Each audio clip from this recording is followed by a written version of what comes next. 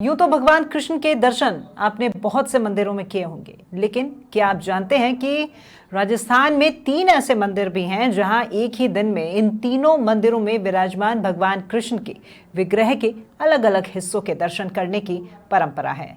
आखिर कौन से हैं ये मंदिर और क्या है इनसे जुड़ी हुई परंपराएं? जन्माष्टमी के मौके पर समाचार प्लस की ये खास रिपोर्ट देखें आप। द्वापर युग में मथुरा के कारागृह में जन्म लेने वाले भगवान श्री कृष्ण को हजारों वर्षों से पूजा जा रहा है। न केवल ब्रिज में बल्कि ब्रिज से दूर 7 समंदर पार भी उनको अलग अलग नामों से पूजा जाता है। लेकिन आज हम आपको बताने जा रहे हैं भगवान कृष्ण से जुड़ी एक अलग कहानी, जहां भगवान कृष्ण के 3 विग्रह के एक दिन में दर्शन करने की परिपाटी है। और ये तीनों विग्रह विराजते हैं राजस्थान के 3 अलग अलग मंदिरों में।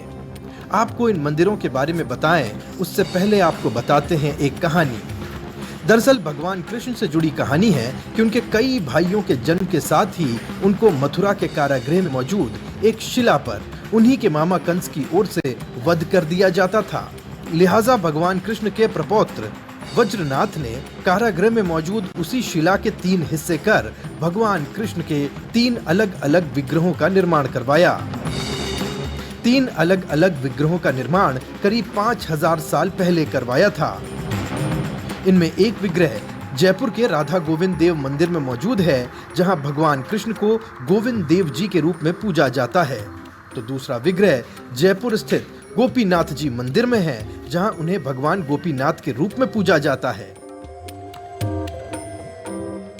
तो वहीं तीसरा विग्रह करौली में है, जहां उन्हें भगवान मदन मोहन के रूप में पूजा जाता है।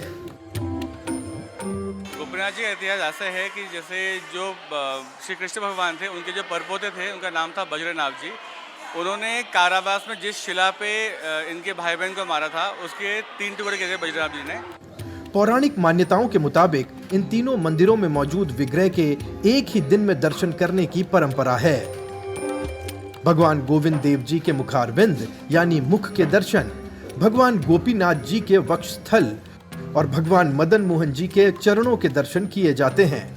कहा जाता है कि इन तीनों विग्रह के ये अलग अलग हिस्से भगवान कृष्ण से मिलते हैं और तीनों विग्रहों के एक ही दिन में दर्शन करने से भगवान कृष्ण के संपूर्ण स्वरूप के दर्शन माने जाते हैं। फिर जो पहले विग्रह बने थे वो थे मदन मोहन जी, जिनके चरण ठाकुर जी ऐसे हैं, वो करौली में है जैसे आप जानते हैं। दूसरे विग्रह बने थे गोपीनाथ जी, इनका वक्षस्थल ठाकुर जी ऐसे हैं, ये जयपुर में पुरानी बस्ती में है। और तीसरे विग्रह बने थे गोविंद देव जी, उनका मुखारबिंद ठाकुर जी ऐसे हैं। ये तीनों विग्रह जो है इनकी उम्र करीब 5-6 साल पुराने विग्रह हैं तीनों। और क्योंकि गोपीनाथ जी का वक्षस्थल ठाकुर जी ऐसे हैं, तो इनमें एक मान्यता है कि इनमें धड़कन होगी, क्योंकि दिल अपने वक्षस्थल में होते हैं। तो आज से करीब 70 साल पहले, 80 साल पहले एक आए थे अंग्रेज़, तब मेरे दादाजी थे सेवा में, हम 14वीं पीढ़ी हैं यहाँ पे सेवा में। तो वो बोले कि अगर इनका वक्षस्थल है तो इनमें धड़कन होगी, तो वो पल्स वाली घड़ी लाए थे, तो वो जब धारण कराई गई तो वो चली थी। तो तब से ये प्रथा है कि गोपीनाथ जी घड़ी पहनते हैं। वज्रनाथ के द्वारा बनाई गई है, कम से कम आज से 5000 वर्ष की। तो एक ही विग्रह, एक ही पत्थर से ये 3 विग्रह बने हैं, एक गोविंद देव, एक गोपीनाथ और एक मदन मोहन।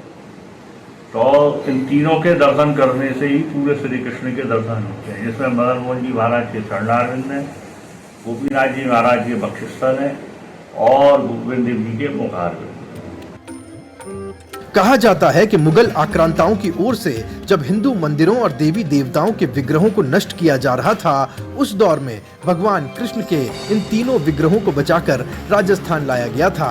और तब से लेकर अब तक जयपुर में भगवान कृष्ण, गोविंद देव जी और गोपीनाथ जी और करौली में मदन मोहन जी के रूप में विराजमान हैं और अपने भक्तों को दर्शन दे रहे हैं। जयपुर से लीलाधर कुमावत और करौली से अवनीश पाराशर के साथ रिपोर्ट समाचार प्लस।